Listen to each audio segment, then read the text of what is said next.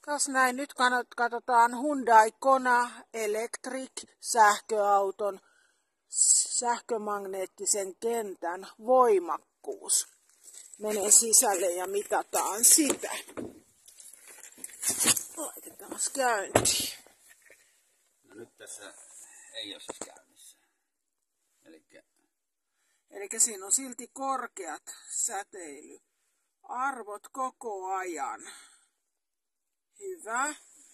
Ja voidaan laittaa käyntiin, niin katsotaan sitten. Ja heti lähti erittäin korkealle. Ja toi vilkkuminen ilmaisee sitä, että erittäin huono juttu.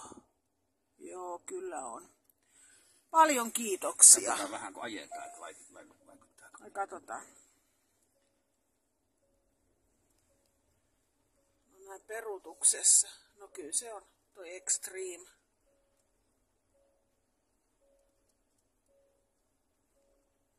Tässä tulee oikein. Huhhuh. No kiitos, riittää. Mä en uskalla olla kyydissä tämän enempää.